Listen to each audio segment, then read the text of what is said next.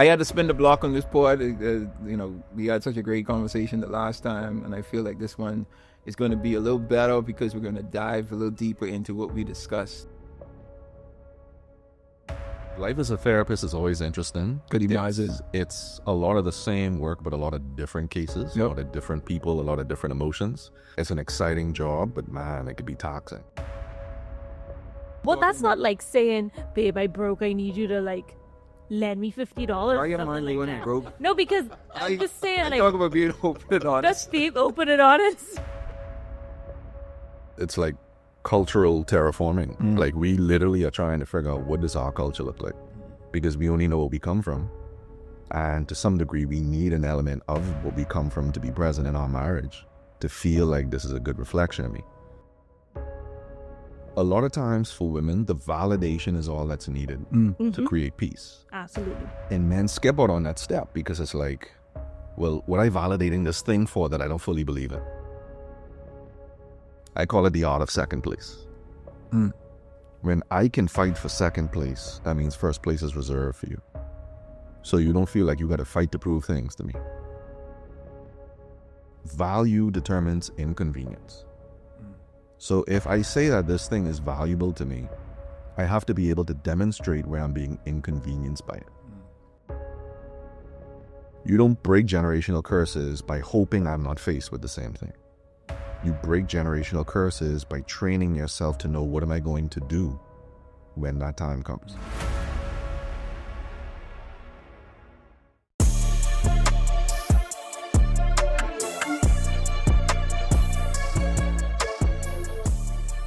All right, what's up, everyone? Welcome. This is a new episode of the Myles High Podcast. As always, the vision and goal of this podcast is to entertain, educate, and elevate you miles high above your fears, your doubts, and any limitations you may think exist, always knowing that those limitations only exist in your mind. All right, so today we have a special pod, a great pod. I was looking forward to this pod from the last year the last time that we parted together. You'll get a better sense of that when I introduce my guest for the day. So I had to spin the block on this pod. We had such a great conversation the last time, and I feel like this one is going to be a little better because we're going to dive a little deeper into what we discussed in the last pod. So without further ado, I want to welcome Mr. Harrison Thompson back to the pod. Yes, sir. Welcome back, bro. Welcome back. Feel good, man. Feel good. No, thank you for agreeing to join again. Of course. I think we had such a great conversation the last time, especially, giving a little insight into what men experience in relationships, right? And the things that we're able to reveal, aren't able to reveal, are maybe a bit afraid to reveal and whatnot.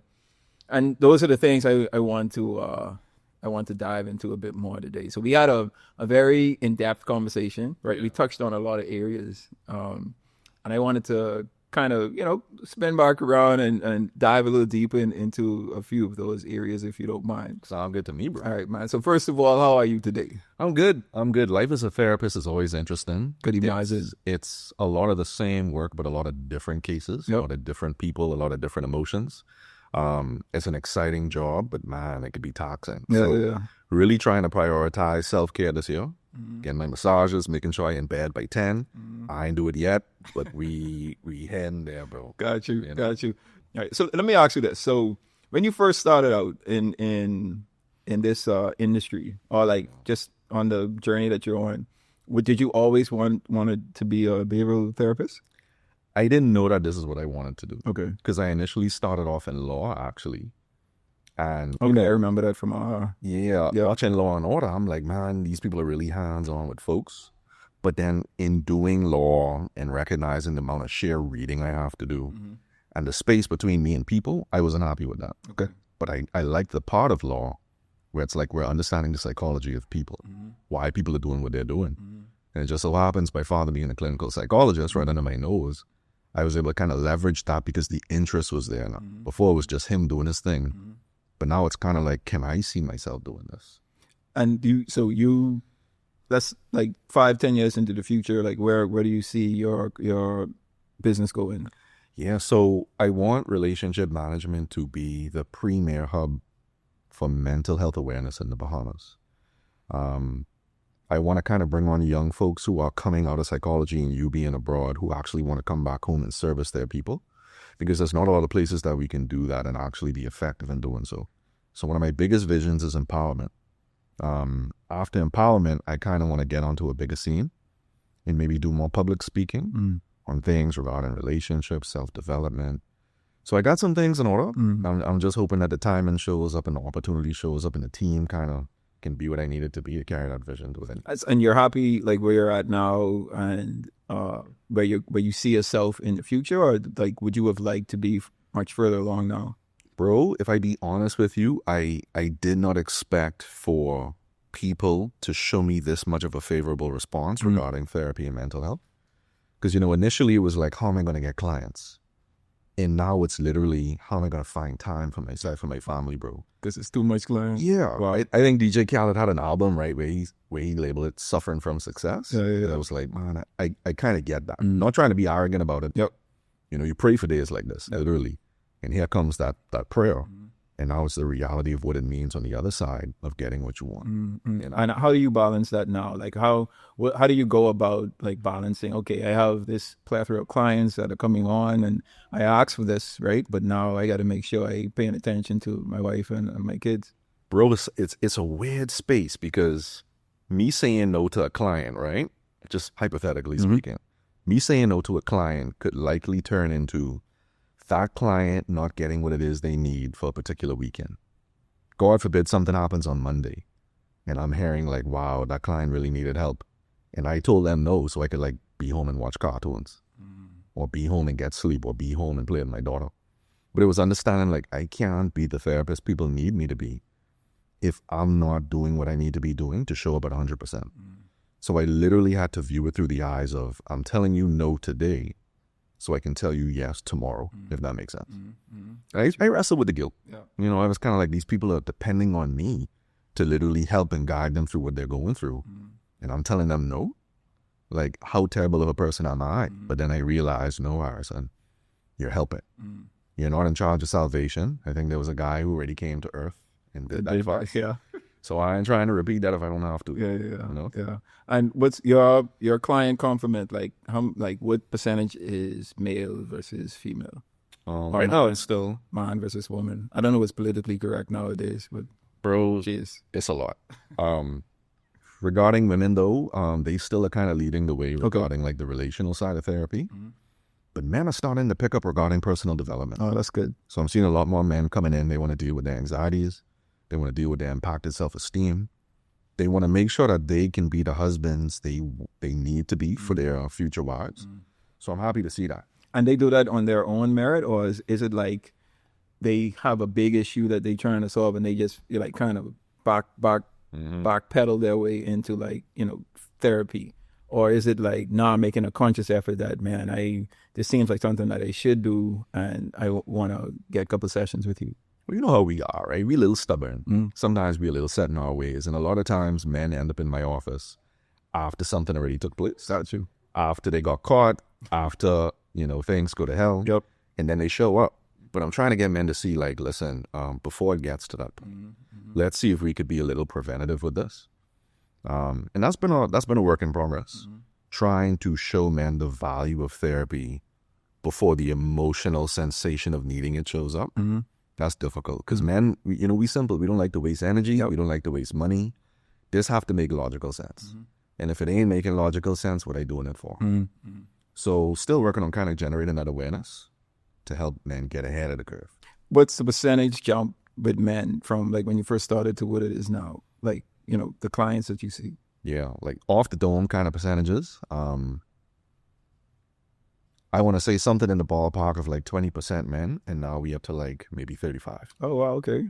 Yeah. It's a pretty big jump. Yeah. That's cool. I mean, that's good to know though, because we are in a more like mental health conscious era. Exactly. Right? And the fact that men are becoming more comfortable talking about like their emotions and their mental health, I think it's important. And I think having conversations like this, right, opens the door for men who may have never thought about it or was thinking about it and just didn't pull the trigger yet.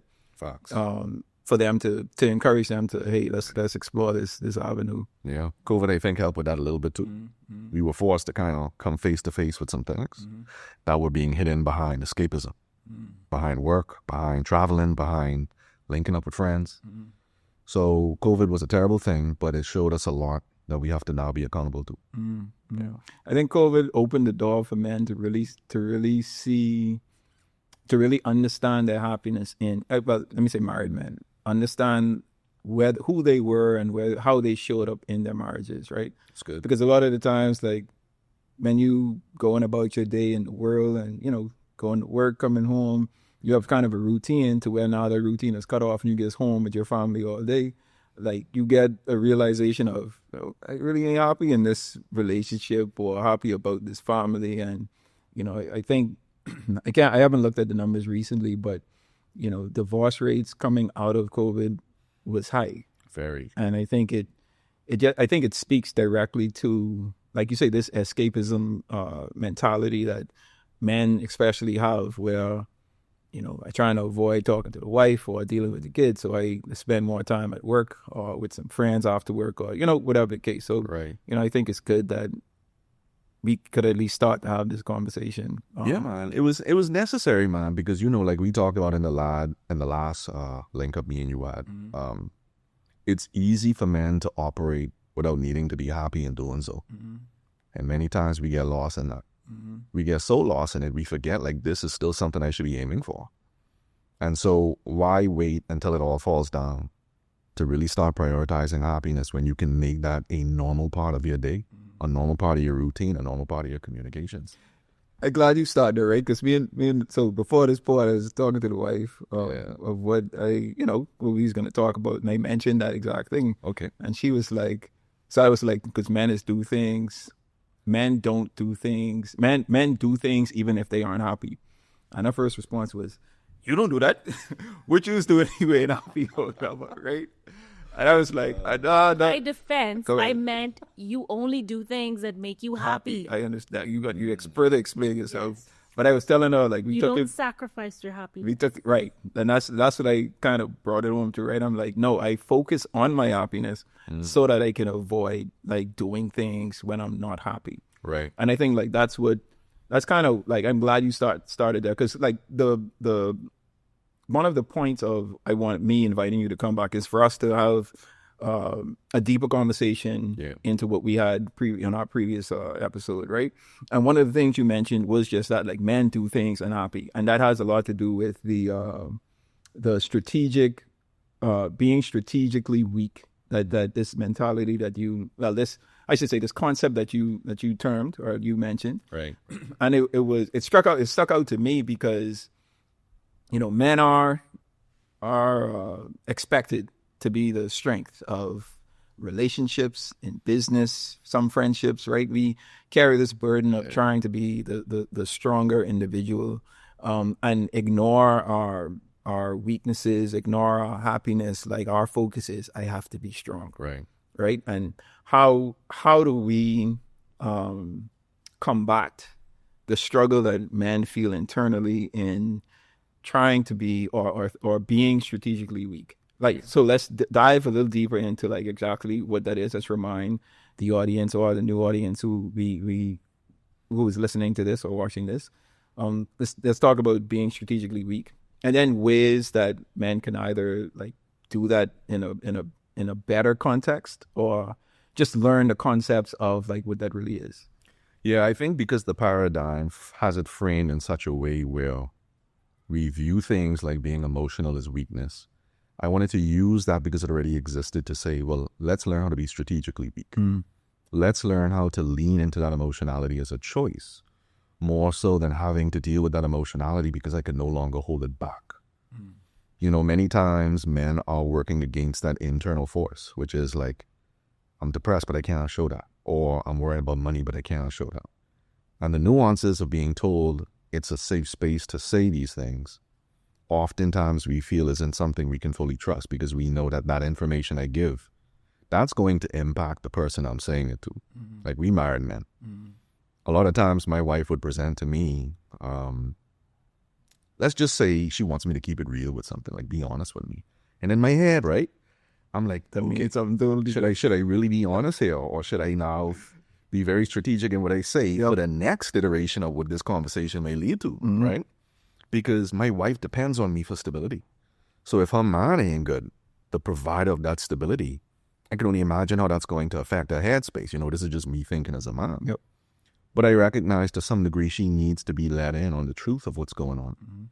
And so here comes the timing of things.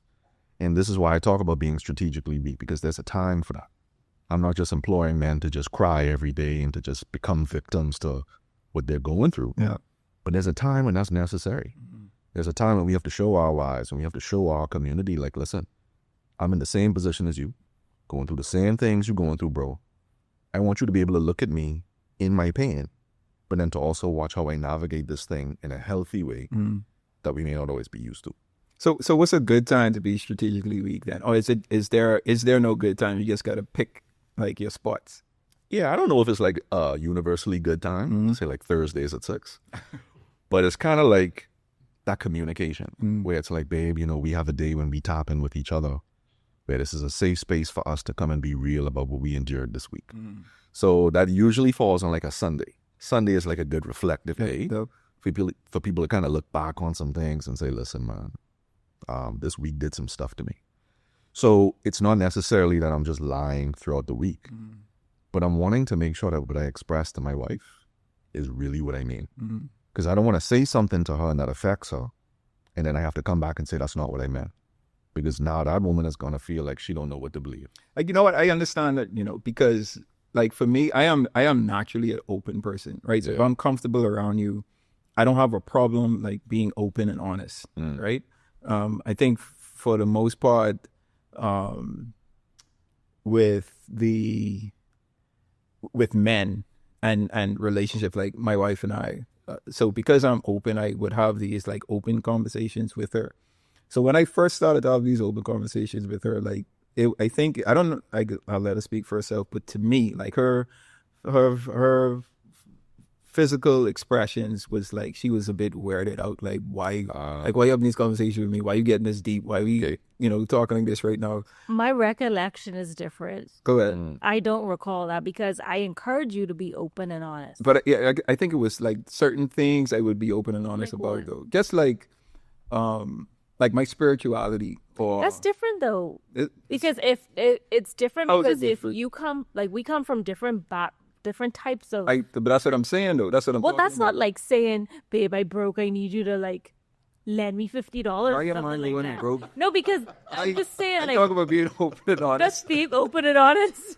Like you know, is like you. Well, but from the beginning, we always had a different spiritual walk because of how you grew up, how I grew up. I'm more structured in my religion because of how I grew up. So like the things that you would tell me, I'd be like, I don't know what you're talking about. Right. But then over the years, because you brought me into the fold and I started to study and understand that I, you know, right. So with that, right, I would say things or say how I feel, like, you know, emotionally from a spiritual standpoint, and it would just be like, what? Like, why are you saying this? Why? So like finding spots to be like, all right, I want to have this conversation with Therese. And part of it was I want to start having this conversation so she get used to them, because I need to have these types of conversation. Right. So instead of looking at her reaction and being like, I having a conversation no more because her reaction discourages me, I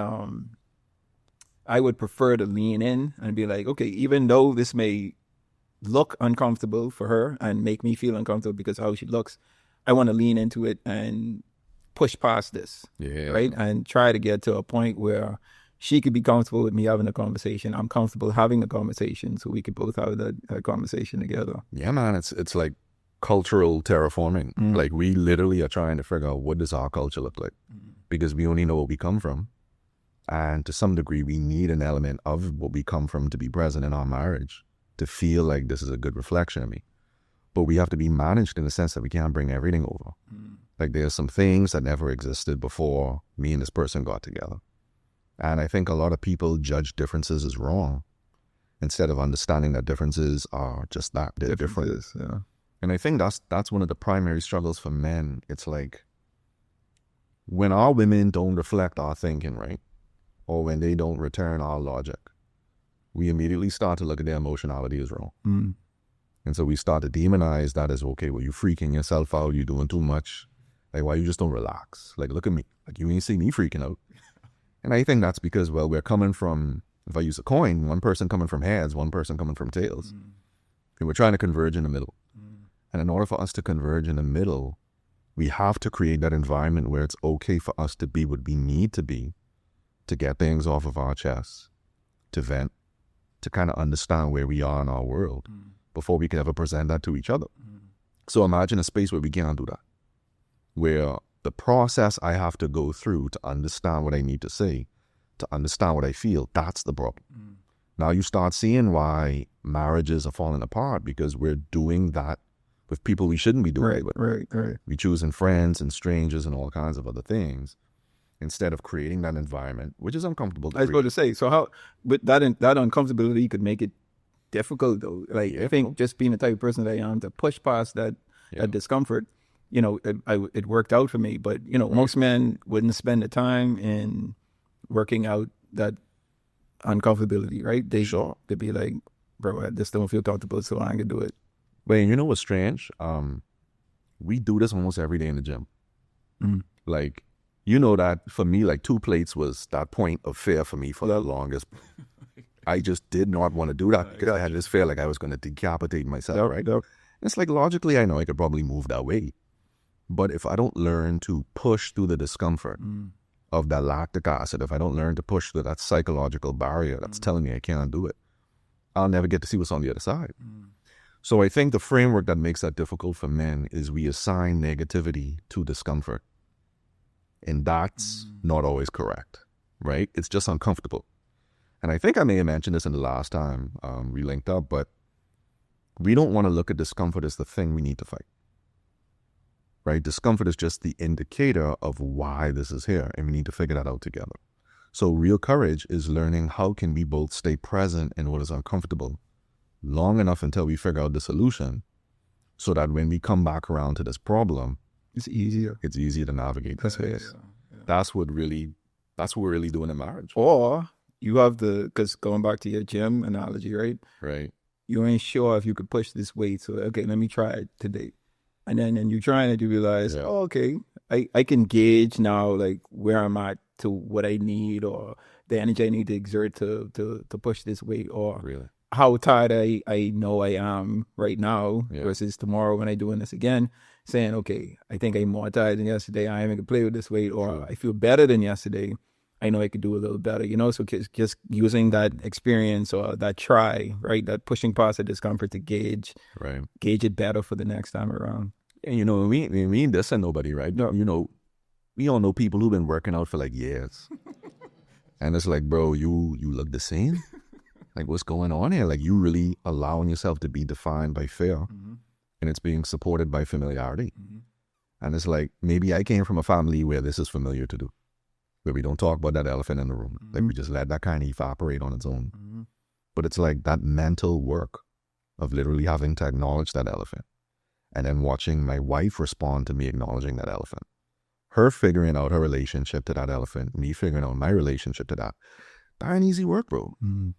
But because I think we have developed an unhealthy relationship with vulnerability, we try to minimize our time in that instead of spending the appropriate amount of time in that to really get the results we're looking for. Boy, I like that. I like, you know, people, and you're right? People look at being uncomfortable as a negative, or pushing past the discomfort as a negative. But I think the focus, if we shift it and shift the mindset to say, hey, let me figure out why, you know, this is a level of discomfort that I feel, and figure out, okay, how can I get past this or move past this? And then the discomfort could be an obsolete point. I want to introduce you to the Munroe Global app, the ultimate platform to empower your leadership journey and inspire your purpose-filled life. Access timeless teachings designed to help you grow in every area of your life. From leadership development to personal growth, Munroe Global has it all at your fingertips.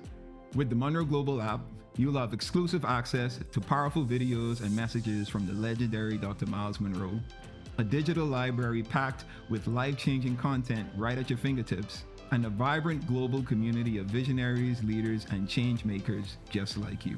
Whether you're at home, on the go, or in the office, the Munroe Global app ensures you never miss an opportunity to learn, grow, and lead.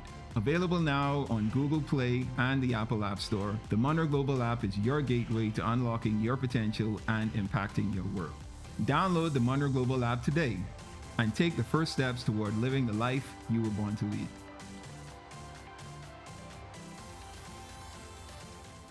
And it's very triggering for us who are logically dominated, right? And I say that because some women out there are logically dominated. But I really mean that to say for men. Logic is the fastest way out of discomfort. It's the shortest route between where you are and the exit, all right? So when we think logically, how little time can I spend listening to this person rap a lot? Like, what you want, babe? Like, if you want chicken, let me know you want chicken. Yeah. If you want steak, let me know you want steak. You want to eat out? What we doing, right? Logic. It's the fastest way out. But the fastest way out is not always the best way out, right? Because logic many times can make our wives feel like they're being dismissed. And so when women actually bring that up, we misinterpret that as, well, you don't see what I doing. Like how you could say I don't care about you, or how you could say I don't love you, how you could say I don't be thinking about you, when it's like, literally that's her experience. A lot of times we miss things being so logically dominated. And as men, I think we can learn a lot from being a little bit more present, understanding that we don't always have to know the next move to be doing the right things. Like sometimes it's okay if we go to bed with that problem unresolved, but we at least need to figure out the direction. There's all these therapists who talk about, oh, don't go to bed happy. I mean, don't go to bed mad. Like, no, bro. We live in a real world. I ain't trying to tell you, go to bed mad, bro. Let's talk about this in the morning.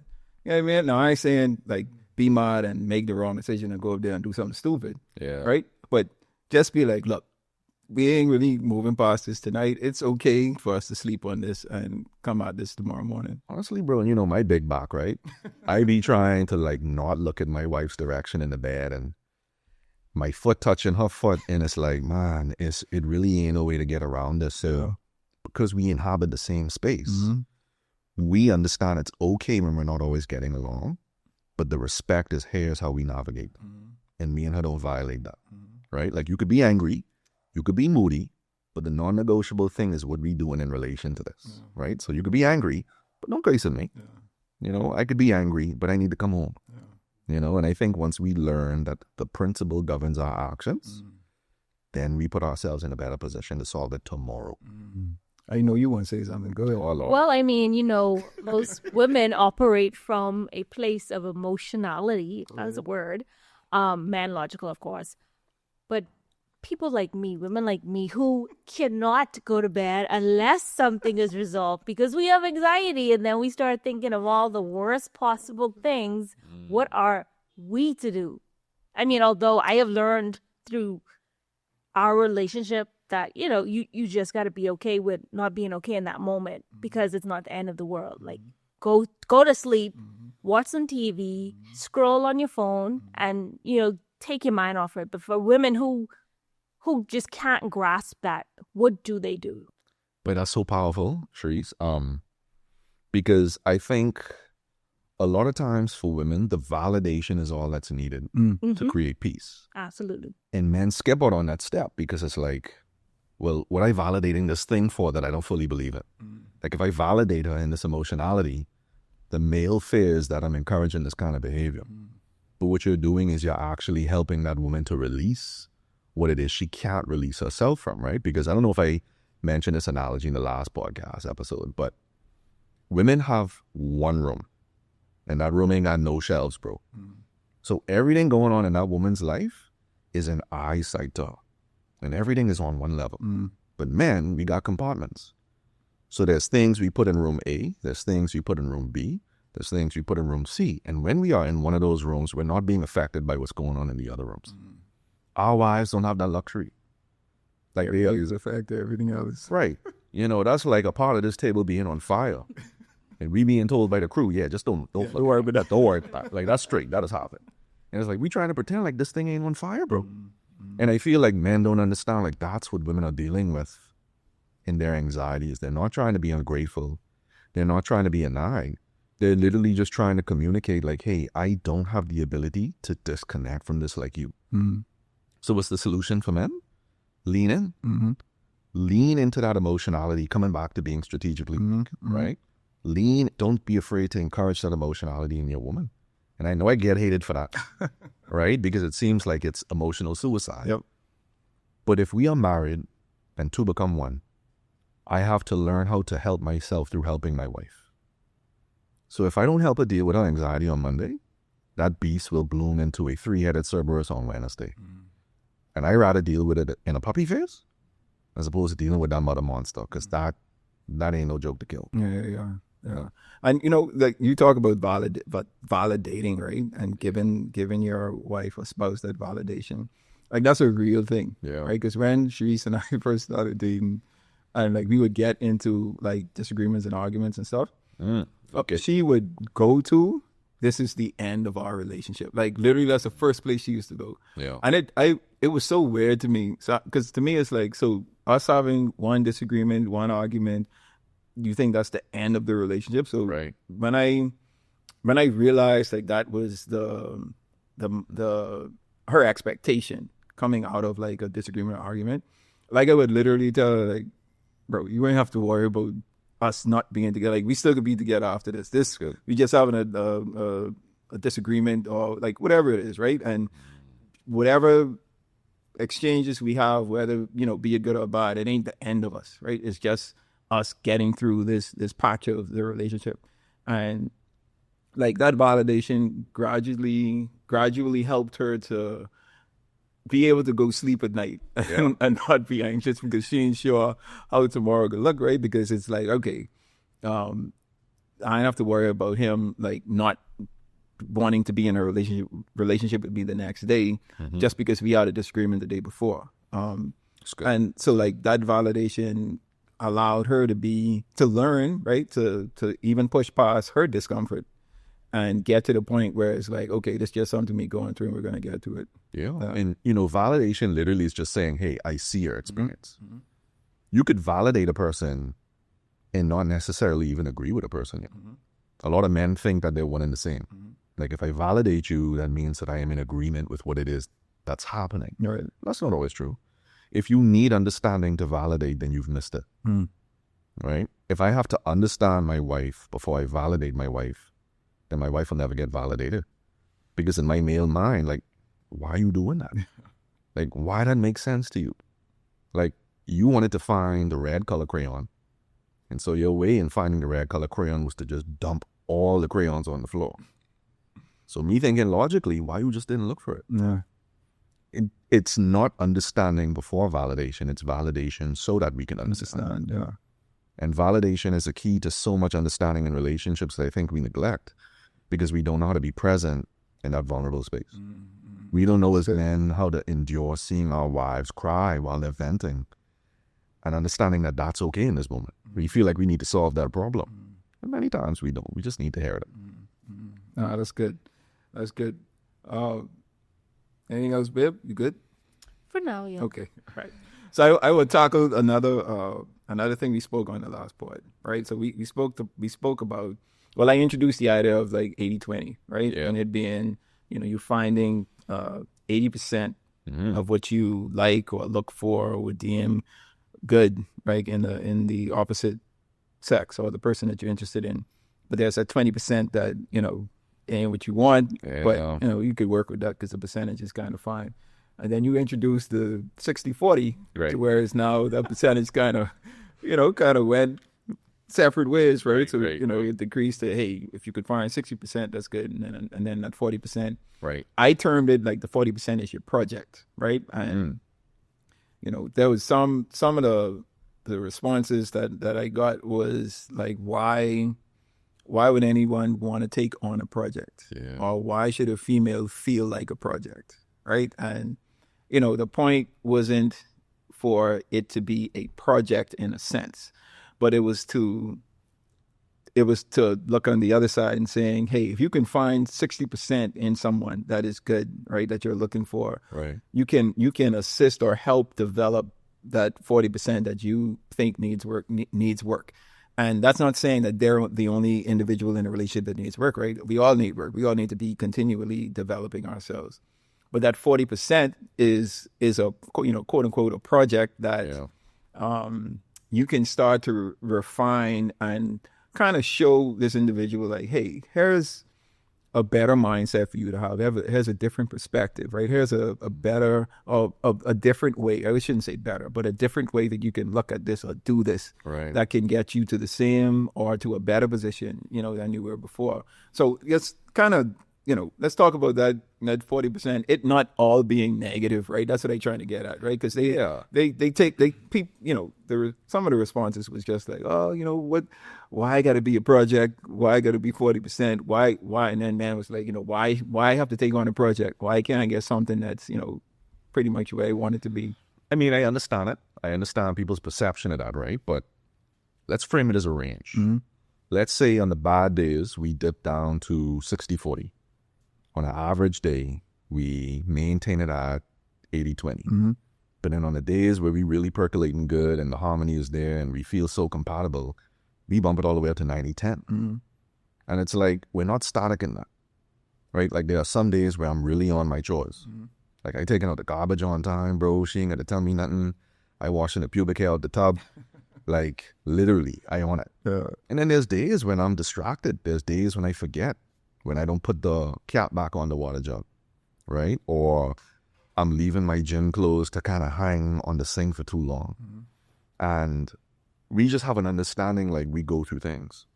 But that 40% or that 20% that we were talking about, I think we stand a better chance when we learn to accept people as packages.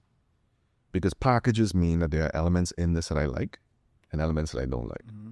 Like I got a fruit basket the other day for speaking at an event. And I love strawberries. I love bananas. But there's some melons in there, bro.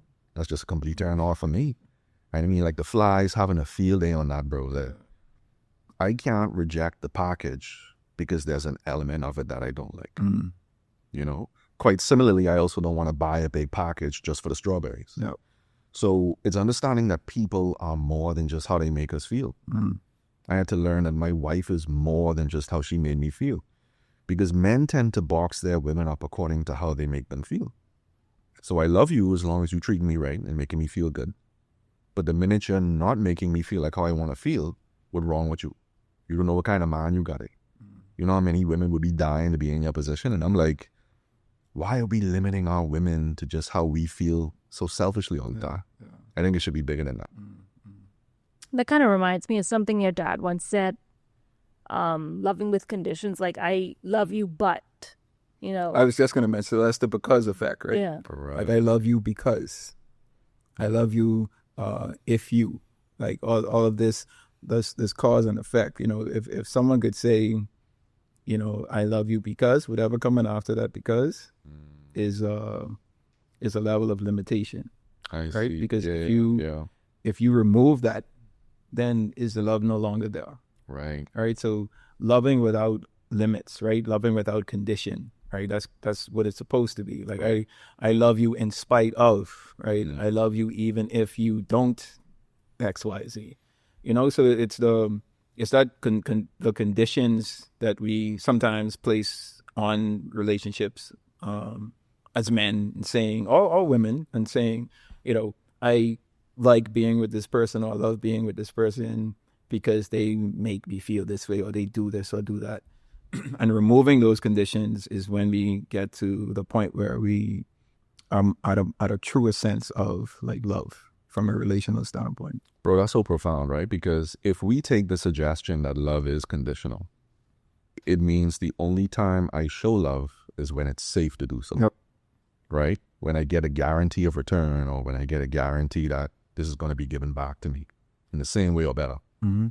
But that also means that we're trying to frame love as though it's not a dangerous thing sometimes. Mm-hmm. Like people, we've glamorized and Hollywood has made love out to be this feel-good, nice thing all the time. Mm-hmm.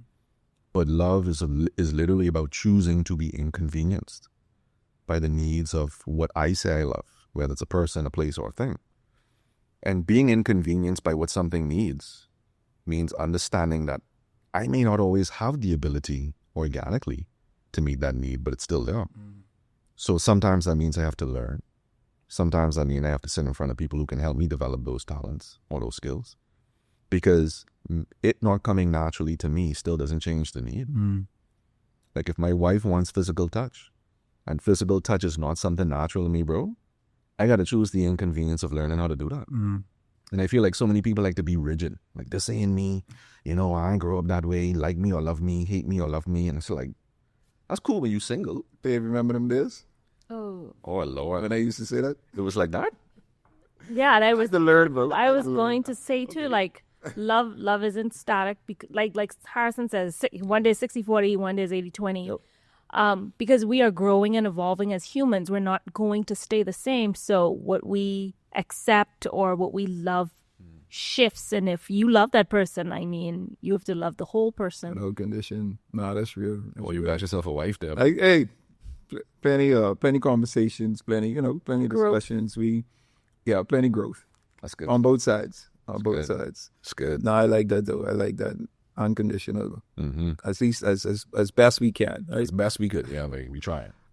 So I want to talk about toxic traits. Oh, okay.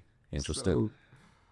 So, I'm gonna be a little honest in this one here, right? So you know the meme, there's this meme, old meme, but still relevant, where there's a Kermit in a black hood and a Kermit in a white hood, right? Timeless. Yeah.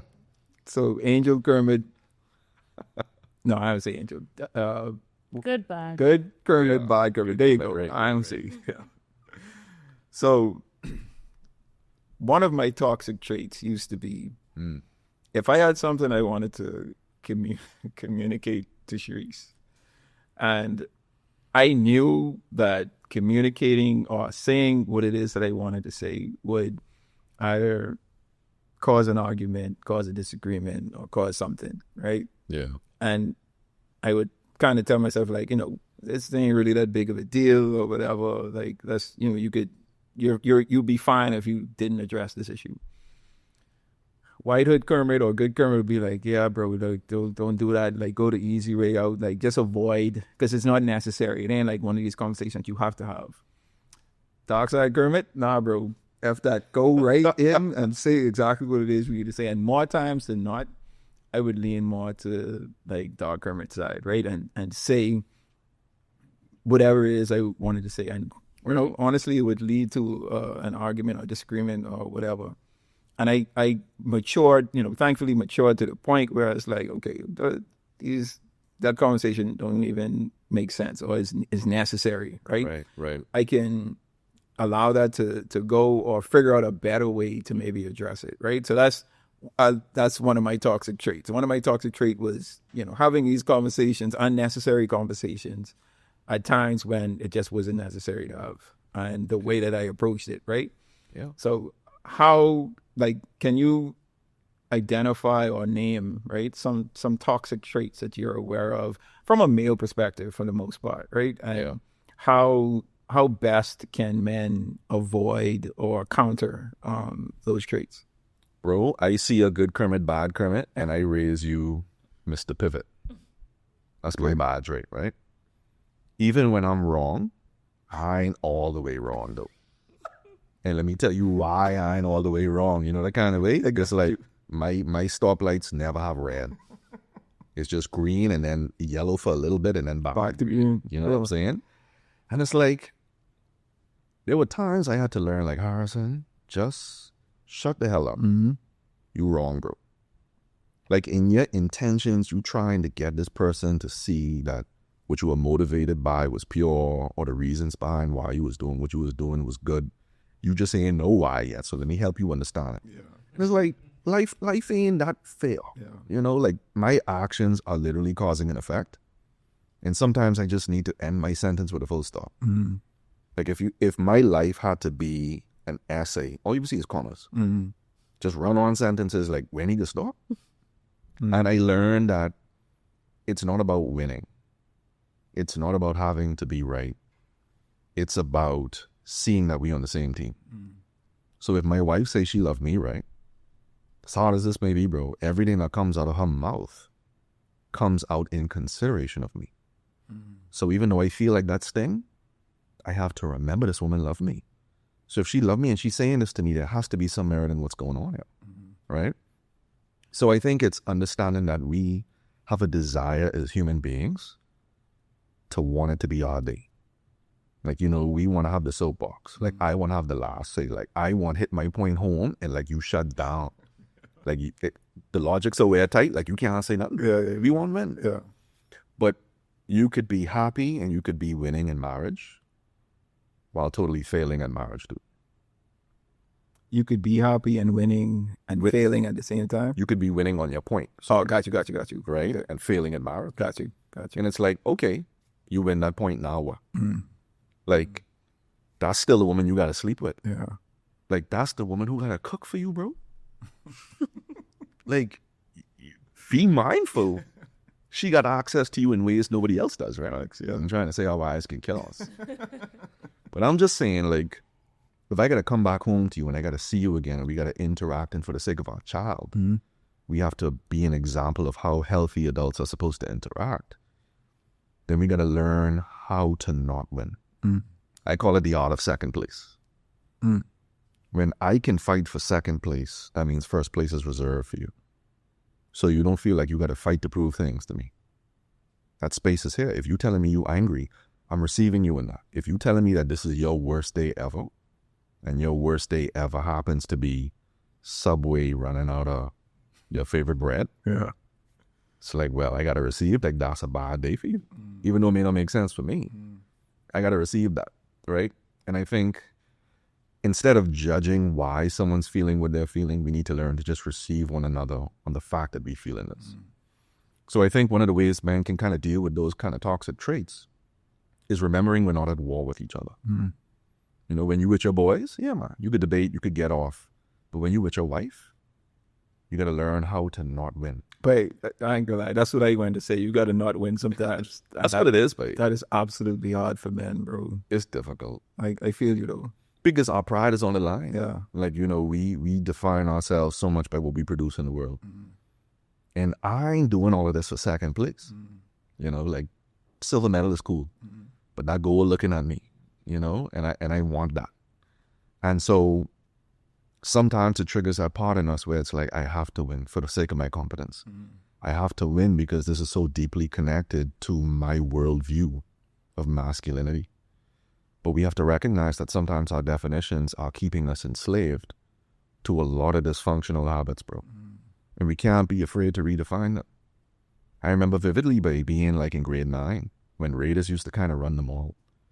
Me being bright, like, what I ain't no gangster, bro. I went to Kingsway. Like, you don't know our situation with the pool. Like, it's been a long That pool there, yeah?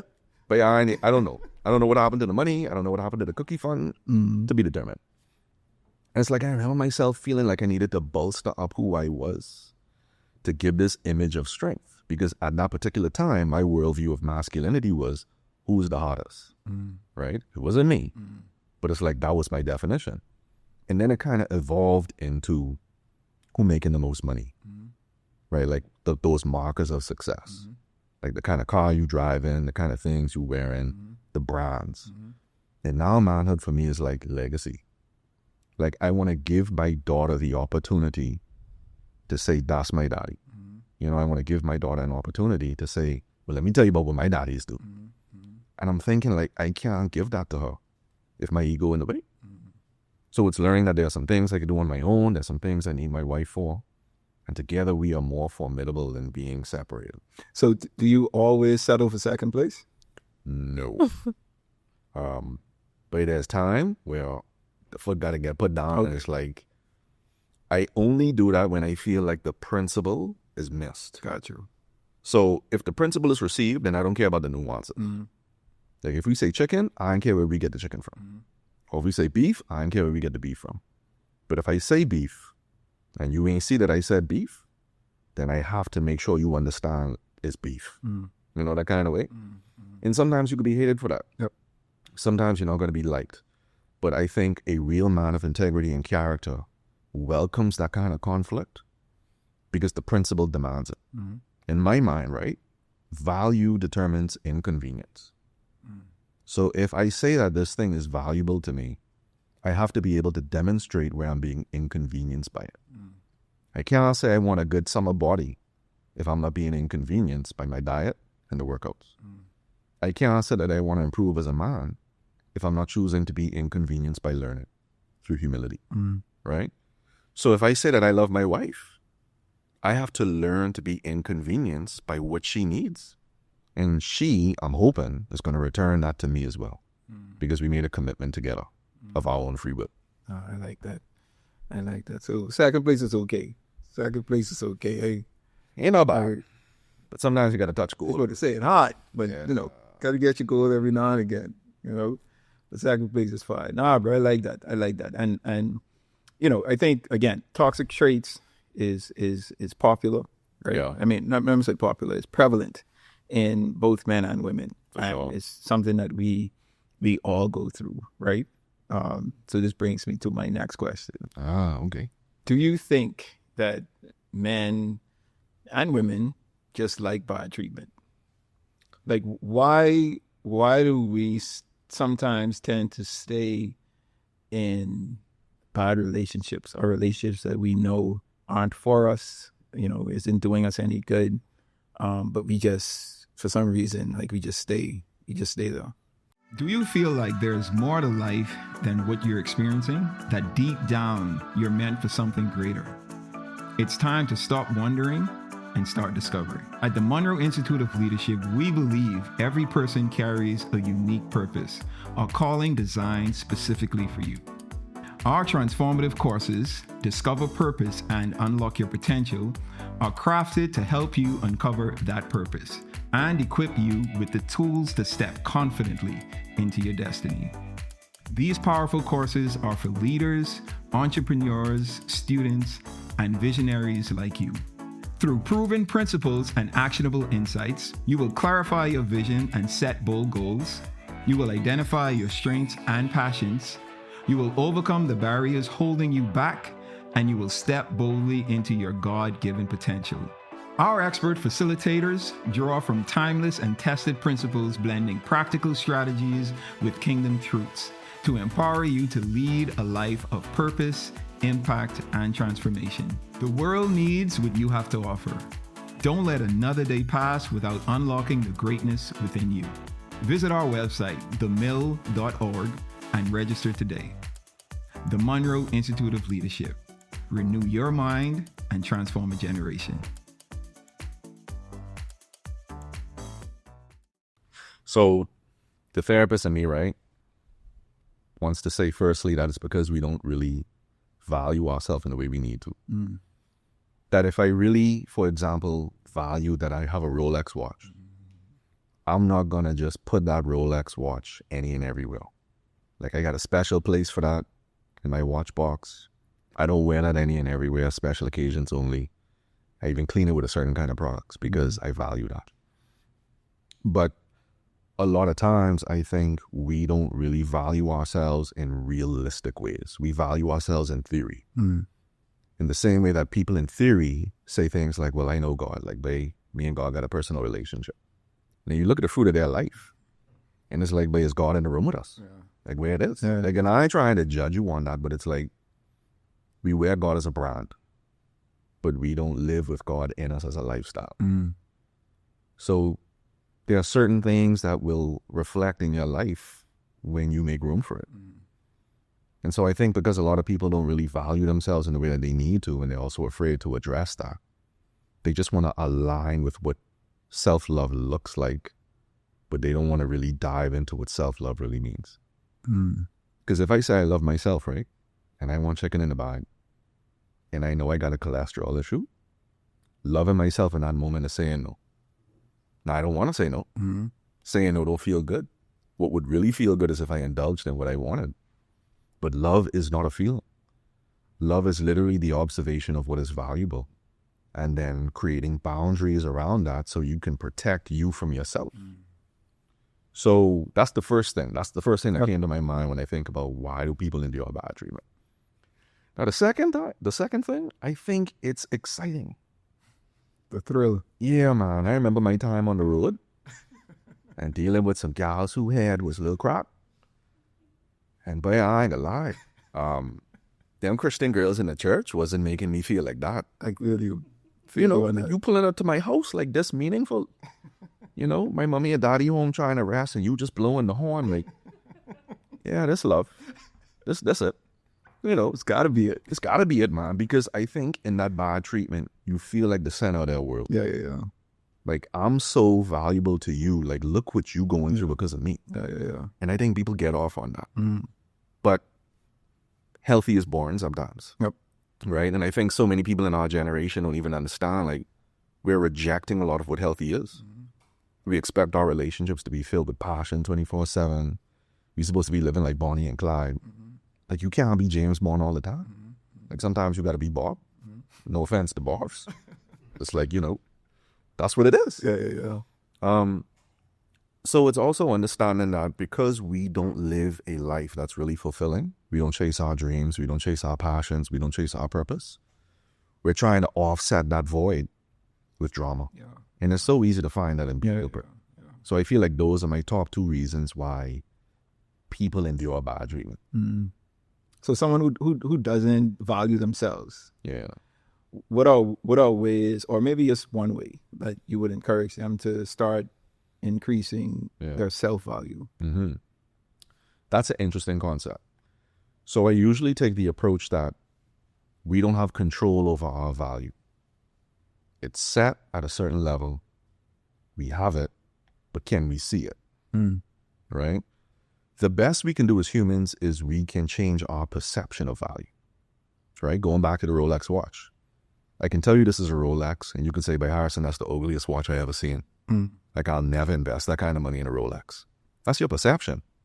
But your perception doesn't change the fact that this is still a $20,000 Rolex watch. A Daytona at that. You don't know what I'm talking about, right? So our perception of value doesn't change our value. Me saying that person isn't pretty, or that person isn't successful, or that person isn't something, that doesn't change the value that they were born with. Mm. So I feel like value is static. But the noise in life, the distractions in life, the traumas we incur in life, it almost makes the window a little opaque. Mm. So we're not seeing our value in the way we need to really be seeing it. Mm. So I think the work is learning how to clear up that window so we can see more of our value. And how do we clear the window? Like, just, some practical ways we could do that. Yeah, man, I think by understanding that as a human being, you have rights to your feelings, your thoughts. You have rights to your perceptions. You have rights to your goals. You have rights to your life. Mm. I think when you understand that you are valuable in that sense, it gives you permission to let more of your essence show up, right? I remember this one time I was dating a gal, right? Before Brittany. And I feel like I won her over on false pretenses. Mm. I feel like I was trying really hard to be mysterious. I was trying really hard to be like that kind of guy where it's like like, you don't know what's going on. And I got her like that. Mm. But the problem is I had to keep that up. Mm-hmm. That ain't me. That hard. Like, I jokey.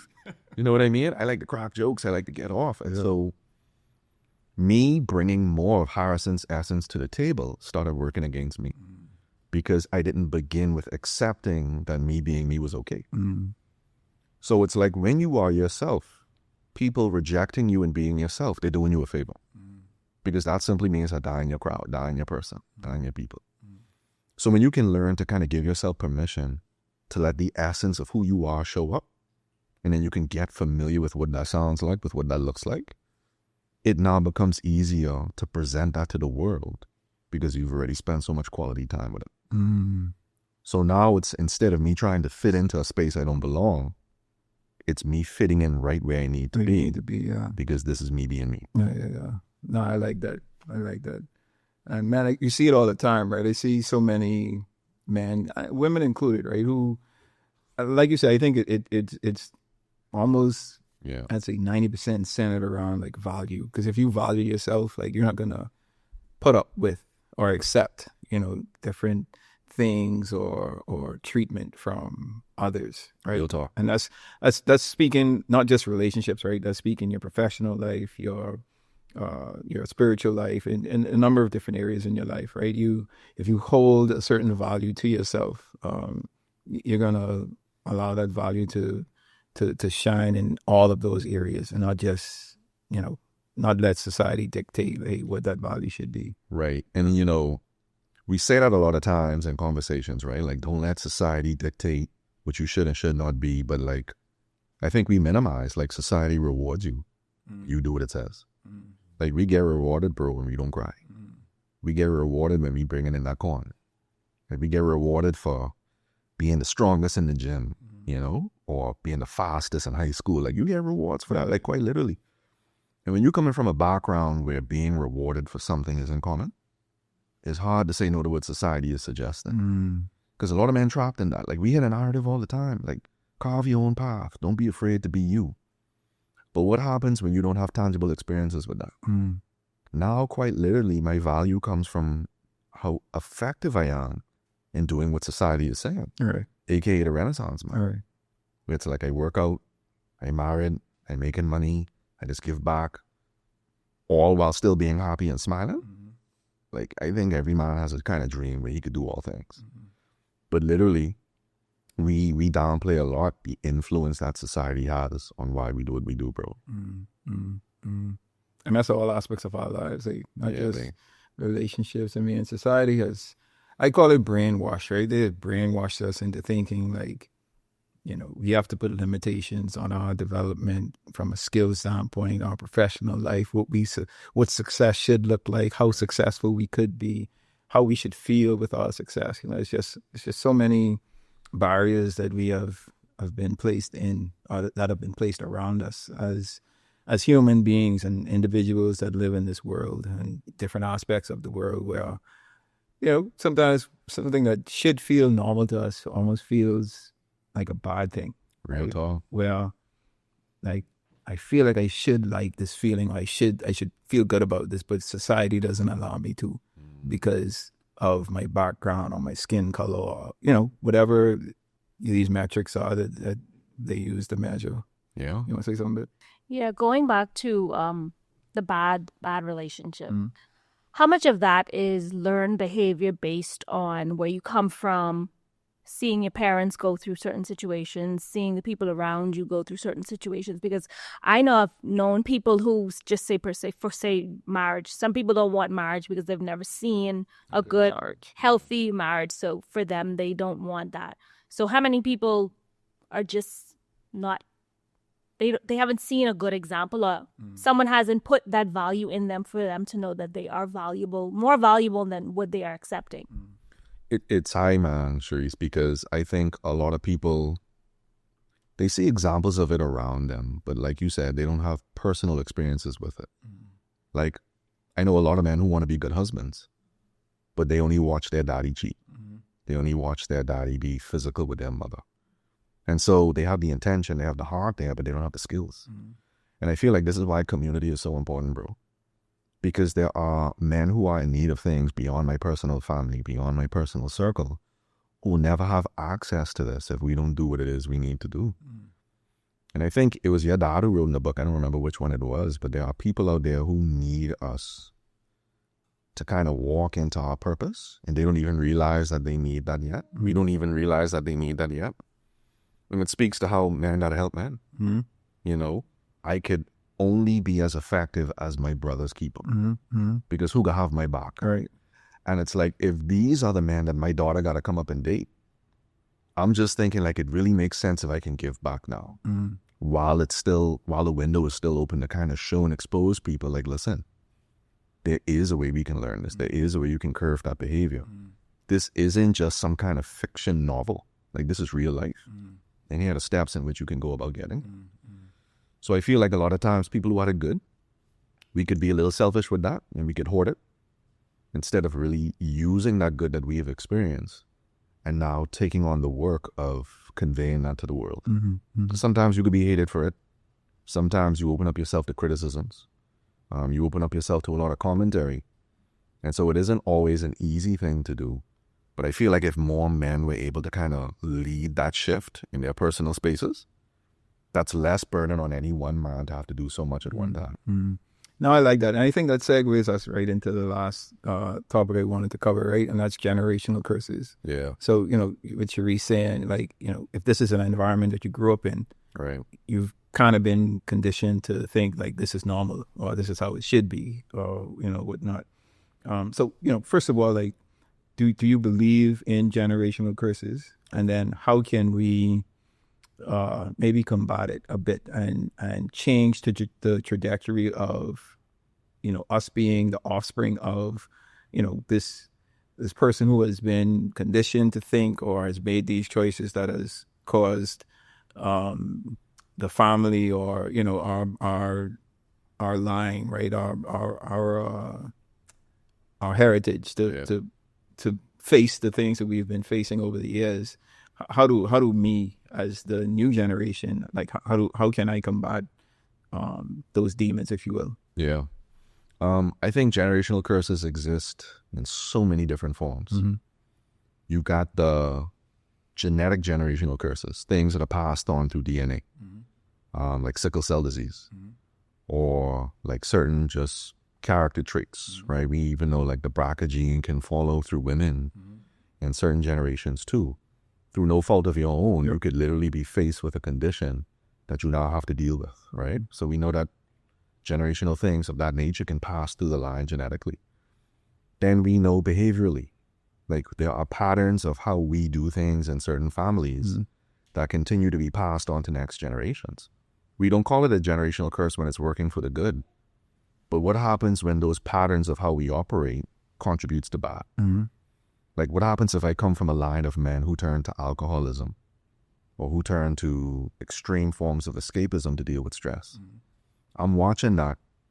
I'm hearing that grow up. Naturally, what's going to happen to me when I get into the hot seat, when I walk into a relationship? That's familiar to me, right? You do the same thing. So because it's familiar, it's easier to reach out to, right? Like I have never seen anybody do hardcore drugs at any particular time. So if I had to literally watch someone sniff a line of coke, that would blow my mind, bro. Yeah. But I can talk about how easy it was to see members of my family reach for alcohol, how it was normalized as a part of just partying. So if push ever came to shove for me, that would be an easier thing to reach towards as opposed to hardcore drugs. So we know that generational curses could also exist behaviorally. And then, of course, the one that I think we in this country talk about a lot with that is spiritually. We know that there's a lot of chains and there's a lot of things I think that need to be broken with fasting and prayer. Things that we really have to go to war on spiritually in the other realm. So we consider all of those things, right? As an individual who says that they want to break a generational curse, you have to understand that you are likely to face the same things that the generations before you did. But you're now tasked with having to respond to them differently, right? So my grandfather got an opportunity to cheat, and he cheated. My father got an opportunity to cheat, and he cheated. I'm going to get an opportunity to cheat. What choice will I make when I get that opportunity? You don't break generational curses by hoping I'm not faced with the same thing. You break generational curses by training yourself to know what am I going to do when that time comes. So the breaker of the generational curse doesn't get to benefit from the curse being broken. I'm giving that to my children. Yeah, passing it on. Yep. See, I don't want my child to have to wrestle with this.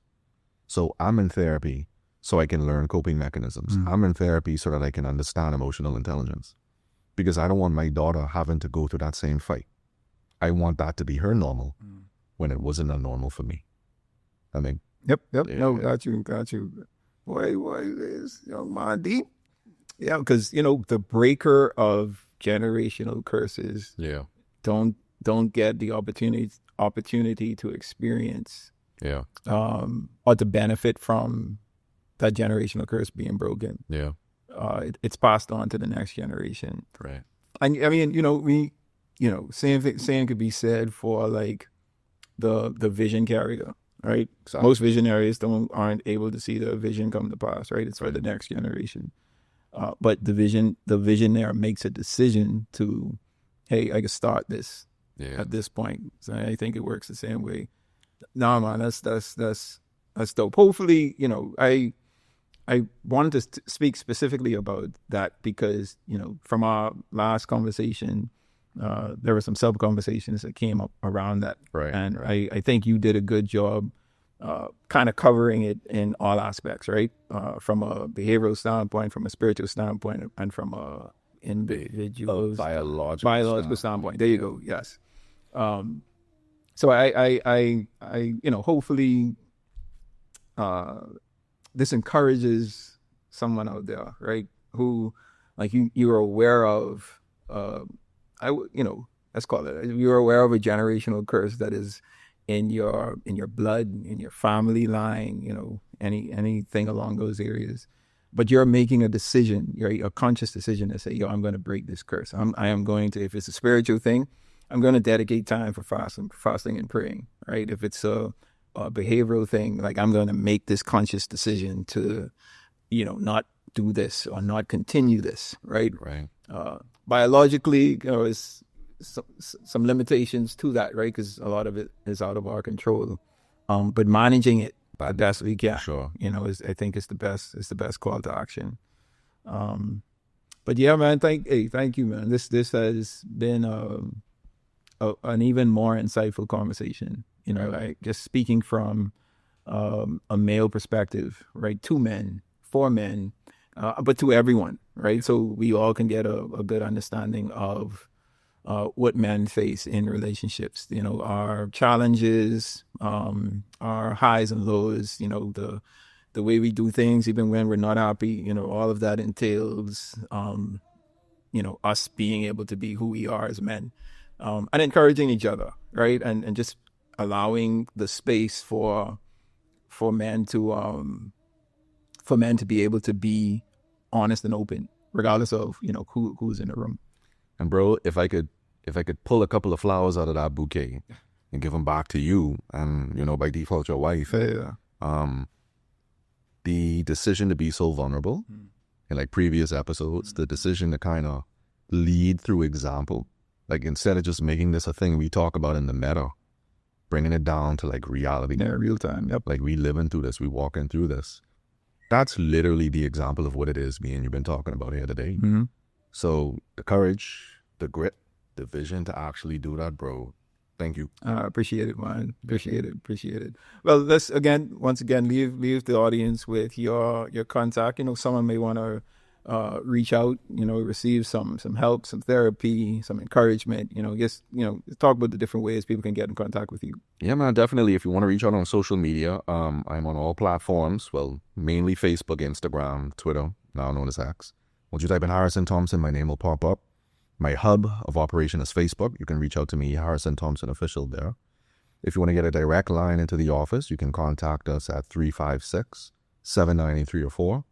I do sessions Monday through Saturday, beginning at about 10 a.m., ending generally around 5 to 6 p.m. in the night. Okay. All right, cool, man. So I would encourage you guys to, reach out to Harrison. Even if you just want to have a conversation, you ain't sure what you want to talk about, if you ain't sure if you need, any form of therapy, do yourself a favor and at least start with a session, right? Start someplace. And I promise you that one session will open your eyes to you realizing that, this is something that I really need a bit. Well, the best time to get therapy is when you don't need it. And you said that earlier in this conversation and in our last conversation, right? Most people wait until something happens, That's right. to be like, I want to go to therapy. That's right. But it's it's better to be proactive in trying to avoid the mishaps, right? And attacking it as early as you can. Yeah. Therapy works regardless of when you start, but if you get ahead of that, bro, all the better. Got you. Appreciate it, man. Appreciate you coming on. My pleasure, on the pod again. My pleasure, man. Right. So that brings us to a portion of the pod where I want to leave with you a milestone. Milestone for today stems from something that my guest Harrison said. It is okay to come in second place. As men, we don't always have to be right. We don't always have to be in front. We don't always have to be the winner, right? Although it's good to win sometimes and it's good to be right, at times, there are times where we have to condition ourselves to be okay with coming in second, especially when it involves the ones that we love the most. So, take that to heart. Try to develop practical steps where we can conditionally be okay with coming in second, because us choosing others over ourselves or our loved one over ourselves can really catapult us as individuals and the relationships that we are a part of to a much higher plane. So that's what I wanted to leave with you today. All right. So that brings us to the end of this pod. Harrison, thanks again for joining us, man. I really appreciate you coming on. Thank you. As always, I don't want this to be the last time. We definitely have to continue these conversations. I think they're worthwhile. And, next time we could probably have a round table of men having the same conversation. I think that'll be dope. I like it. All right, man. I like it. Well, as always, the vision and goal of this podcast is to entertain, educate, and elevate you miles high above your fears, your doubts, and any limitations that you may think exist. Always knowing that those limitations only exist in your mind. All right, so until next time, you guys stay blessed.